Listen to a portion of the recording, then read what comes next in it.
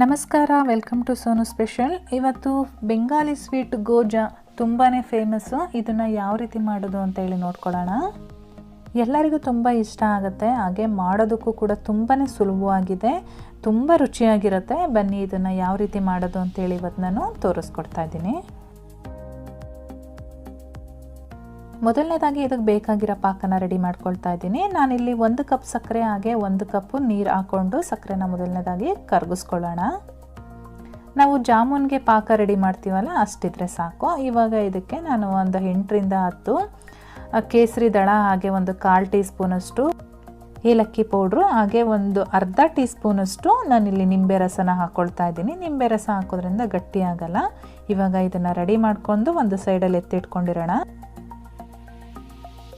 ಸಕ್ಕರೆ ಪಾಕ ರೆಡಿ ಆದಮೇಲೆ ನಾನಿಲ್ಲಿ ಒಂದು ಮಿಕ್ಸಿಂಗ್ ಬೌಲ್ಗೆ 1.5 ಕಪ್ಪಷ್ಟು ಮೈದಾ ಹಿಟ್ಟು ಹಾಕ್ಕೊಳ್ತಾ ಇದ್ದೀನಿ. ಮೈದಾ ಹಿಟ್ಟನ್ನು ಈ ರೀತಿ ಜರಡಿಸ್ಕೊಂಡು ಹಾಕ್ಕೊಳ್ಳೋಣ. ಇದಕ್ಕೆ ನಾನೊಂದು ಅರ್ಧ ಟೀ ಸ್ಪೂನಷ್ಟು ಬೇಕಿಂಗ್ ಸೋಡಾ ಹಾಕ್ತಾ ಇದ್ದೀನಿ. ಹಾಗೆ ಒಂದು 4ರಿಂದ 5 ಸ್ಪೂನು ತುಪ್ಪ ಹಾಕ್ತಾ ಇದ್ದೀನಿ. ಎಣ್ಣೆ ಕೂಡ ಹಾಕ್ಬೋದು, ಬಟ್ ತುಪ್ಪ ಹಾಕೋದ್ರಿಂದ ತುಂಬಾ ಚೆನ್ನಾಗಿ ಬರುತ್ತೆ. ತುಪ್ಪನೇ ಹಾಕ್ಕೊಂಡು ಮಾಡ್ಕೊಳ್ಳಿ. ಇವಾಗ ಹಿಟ್ಟೆಲ್ಲ ತುಪ್ಪದ ಜೊತೆ ಚೆನ್ನಾಗಿ ಹೊಂದ್ಕೋಬೇಕು. ಆ ರೀತಿ ನಾವು ಮಿಕ್ಸ್ ಮಾಡ್ಕೊಳ್ಳೋಣ. ಈ ರೀತಿ ಮಿಕ್ಸ್ ಮಾಡಿ ನಾವು ಕೈಯಲ್ಲಿ ಹಿಡಿದ್ರೆ ಅದು ಉಂಡೆ ಬರಬೇಕು, ಹೊಡಿಬಾರ್ದು. ಈ ರೀತಿ ಬಂದರೆ ಇದು ಕನ್ಸಿಸ್ಟೆನ್ಸಿ ಕರೆಕ್ಟ್ ಆಗಿರುತ್ತೆ. ಇವಾಗ ಇದಕ್ಕೆ ಸ್ವಲ್ಪನೇ ನೀರು ಹಾಕ್ಕೊಂಡು ನಾದ್ಕೊಳ್ಳೋಣ. ನಾವು ಚಪಾತಿ ಹಿಟ್ಟಿಗೆಲ್ಲ ಜಾಸ್ತಿ ಸ್ವಲ್ಪ ನೀರು ಹಾಕ್ಕೊಂಡು ಸಾಫ್ಟಾಗಿ ನಾದ್ಕೊಳ್ತೀವಲ್ಲ, ಆ ರೀತಿ ನಾದ್ಕೊಳ್ಬಾರ್ದು. ಇದು ತುಂಬ ಹಾರ್ಡಾಗಿರುತ್ತೆ ನೋಡಿ, ಈ ರೀತಿ ನಾದ್ಕೊಳ್ಬೇಕಾಗತ್ತೆ.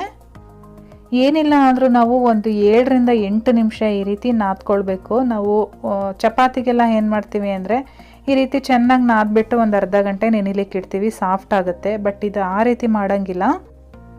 ನಾವು ಕೈಯಲ್ಲೇ ಚೆನ್ನಾಗಿ ನಾದ್ಕೊಂಡು ಅದು ಸಾಫ್ಟ್ ಆಗಬೇಕು, ಅಲ್ಲಿವರೆಗೂ ನಾವು ಚೆನ್ನಾಗಿ ನಾದಬೇಕಾಗತ್ತೆ. ಯಾಕೆ ಅಂದರೆ ತುಂಬ ಹಾರ್ಡಾಗಿರುತ್ತೆ ಹಿಟ್ಟು.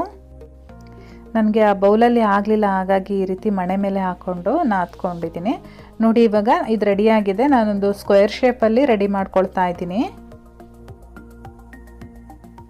ನಿಮಗೆ ಇದರ ಥಿಕ್ನೆಸ್ ತೋರಿಸ್ತೀನಿ ನೋಡಿ. ಇಷ್ಟು ದಪ್ಪ ಬರಬೇಕು. ಇಷ್ಟು ದಪ್ಪ ಇದ್ರೇ ಅದು ಸ್ವೀಟು ಚೆನ್ನಾಗಾಗೋದು. ಈ ರೀತಿ ಎಲ್ಲ ಸ್ಕ್ವೇರ್ ಶೇಪಲ್ಲಿ ರೆಡಿ ಮಾಡ್ಕೊಂಡಾದ್ಮೇಲೆ ನಮಗೆ ಯಾವ ಶೇಪಲ್ಲಿ ಬೇಕೋ ಆ ಶೇಪಲ್ಲಿ ಮೊದಲು ಮಾರ್ಕ್ ಮಾಡ್ಕೊಳ್ಳೋಣ.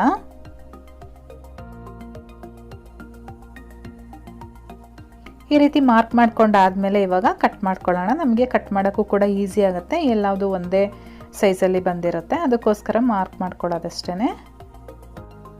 ಈ ರೀತಿ ಎಲ್ಲ ಕಟ್ ಮಾಡ್ಕೊಂಡಾದ್ಮೇಲೆ ನಮಗೆ ಪೀಸಸ್ಗಳು ಸಿಗುತ್ತೆ. ಇದನ್ನು ನಾವು ಶೇಪ್ ಮಾಡ್ಕೋಬೇಕಾಗತ್ತೆ. ಮತ್ತೆ ನಾನು ಮಾಡ್ತಾ ಇದ್ದೀನಲ್ಲ, ಈ ರೀತಿಯಾಗಿ ಮಾಡ್ಕೊಳ್ಳಿ.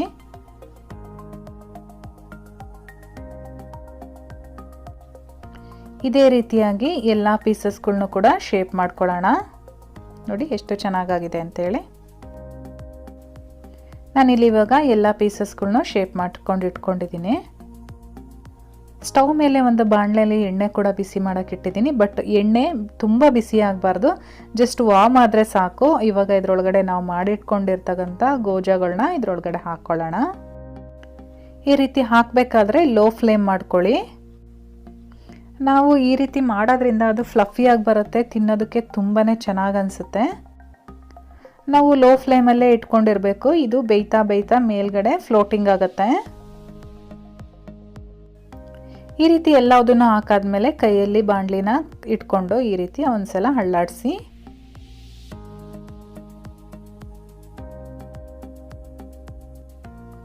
ಇವಾಗ ನೋಡಿ ಎಲ್ಲದು ಕೂಡ ಒಂದೊಂದೇ ಮೇಲೇಳ್ತಾ ಇದೆ. ಫ್ರೆಂಡ್ಸ್, ಇವಾಗ ನೋಡಿ ಎಲ್ಲ ಫ್ಲೋಟಿಂಗ್ ಆಗ್ತಾ ಇದೆ. ನೀವು ಇವಾಗ ಉರಿನ ಜಾಸ್ತಿ ಮಾಡ್ಕೊಳ್ಳಿ, ಐ ಫ್ಲೇಮಲ್ಲಿ ಇಟ್ಕೊಂಡು ಬೇಯಿಸ್ಕೋಬೇಕಾಗುತ್ತೆ. ಈ ಟೈಮಲ್ಲಿ ನಾವು ಇದನ್ನು ನಾದ್ಕೊಂಡು ಬೇಯಿಸ್ಕೊಳೋದ್ರಲ್ಲೇ ಇರೋದು, ತುಂಬಾ ಕೇರ್ಫುಲ್ಲಾಗಿ ಮಾಡ್ಕೋಬೇಕು. ಇವಾಗ ನಾವು ಗೋಲ್ಡನ್ ಬ್ರೌನ್ ಬರೋವರೆಗೂ ನಾವು ಫ್ರೈ ಮಾಡ್ಕೋಬೇಕಾಗತ್ತೆ. ನೋಡಿ ಇವಾಗ ಲೈಟಾಗಿ ಗೋಲ್ಡನ್ ಬ್ರೌನ್ ಆಗಿದೆ. ಈ ಟೈಮಲ್ಲಿ ನೀವು ಮೀಡಿಯಂ ಫ್ಲೇಮಲ್ಲಿ ಇಟ್ಕೊಳ್ಳಿ. ಇವಾಗ ಒಳಗಡೆ ಎಲ್ಲ ಅದು ಚೆನ್ನಾಗಿ ಬೇಯಬೇಕು, ಅದಕ್ಕೋಸ್ಕರ ಇವಾಗ ಮೀಡಿಯಂ ಫ್ಲೇಮಲ್ಲಿ ಇಟ್ಕೊಂಡು ಈ ರೀತಿ ಉಲ್ಟಾ ಮಗ್ಚಾಕ್ತಾ ಬೇಯಿಸ್ಕೊಳ್ಳಿ.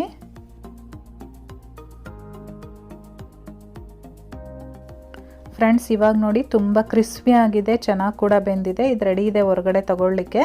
ನಾನು ಇವಾಗ ಇದನ್ನು ಹೊರಗಡೆ ತೆಗಿತಾ ಇದ್ದೀನಿ. ನಾವು ಮೊದಲೇ ಸಕ್ಕರೆ ಪಾಕ ರೆಡಿ ಮಾಡ್ಕೊಂಡಿರ್ತೀವಲ್ವ, ಅದೇನಾದರೂ ತಣ್ಣಗಾಗಿದ್ರೆ ಈ ಟೈಮಲ್ಲಿ ಅದನ್ನು ಸ್ವಲ್ಪ ಬಿಸಿ ಮಾಡ್ಕೋಬೇಕಾಗತ್ತೆ. ಅದು ಕೂಡ ಸ್ವಲ್ಪ ಬಿಸಿಯಾಗಿರಬೇಕು. ನೋಡಿ ಇವಾಗ ನಾನು ಡೈರೆಕ್ಟಾಗಿ ಸಕ್ಕರೆ ಪಾಕದೊಳಗಡೆ ಹಾಕೊಳ್ತಾ ಇದ್ದೀನಿ. ಸಕ್ಕರೆ ಪಾಕದೊಳಗಡೆ ಸುಮಾರಾಗಿ ಒಂದು 3 ರಿಂದ 4 ನಿಮಿಷಗಳ ಕಾಲ ಹಾಗೆ ಬಿಡಬೇಕಾಗತ್ತೆ. ಫ್ರೆಂಡ್ಸ್, ಇಲ್ಲಿ ನಾನು 4 ನಿಮಿಷ ಆದಮೇಲೆ ಸರ್ವ್ ಮಾಡ್ಕೊತಾ ಇದ್ದೀನಿ. ನೀವು ಮತ್ತೆ ಸಕ್ಕರೆ ಪಾಕದೊಳಗಡೆ ಬಿಡೋದು ಬೇಡ, ಎಲ್ಲದನ್ನು ಕೂಡ ಈ ರೀತಿ ಹೊರಗಡೆ ತೆಗೆದಿಟ್ಕೊಳ್ಳಿ. ನಾವು 1 ವಾರದವರೆಗೂ ಇಟ್ಕೋಬೋದು. ತುಂಬಾ ಚೆನ್ನಾಗಿರುತ್ತೆ ತಿನ್ನಲಿಕ್ಕೆ. ಮಕ್ಕಳು ಕೇಳಿದಾಗ ಈ ರೀತಿ ಮಾಡಿಕೊಡಿ, ತುಂಬ ಇಷ್ಟಪಟ್ಟು ತಿಂತಾರೆ. ಫ್ರೆಂಡ್ಸ್, ಇವತ್ತು ನಾನು ಮಾಡಿರೋ ಈ ರೆಸಿಪಿ ನಿಮಗೆಲ್ಲ ಇಷ್ಟ ಆಗಿದರೆ ದಯವಿಟ್ಟು ಲೈಕ್ ಮಾಡಿ, ಹಾಗೆ ನಿಮ್ಮ ಫ್ಯಾಮಿಲಿ ಮತ್ತು ಫ್ರೆಂಡ್ಸ್ ಜೊತೆ ಶೇರ್ ಮಾಡ್ಕೊಳ್ಳಿ. ಹೇಗೆ ಬಂದಿದೆ ಅಂತೇಳಿ ನನಗೆ ಕಾಮೆಂಟ್ ಮಾಡಿ ತಿಳಿಸಿ. ಹಾಗೆ ಇನ್ನೂ ನನ್ನ ಚಾನಲ್ನ ಸಬ್ಸ್ಕ್ರೈಬ್ ಮಾಡ್ಕೊಂಡಿಲ್ಲ ಅಂದರೆ ಈ ಕೂಡಲೇ ಸಬ್ಸ್ಕ್ರೈಬ್ ಮಾಡ್ಕೊಳ್ಳಿ. ನಾನು ಮತ್ತೆ ನಿಮಗೆ ಸಿಗ್ತೀನಿ ಇನ್ನೊಂದು ಈಸಿ ರೆಸಿಪಿಯೊಂದಿಗೆ. ಅಲ್ಲಿವರೆಗೂ bye bye, take care, thank you for watching.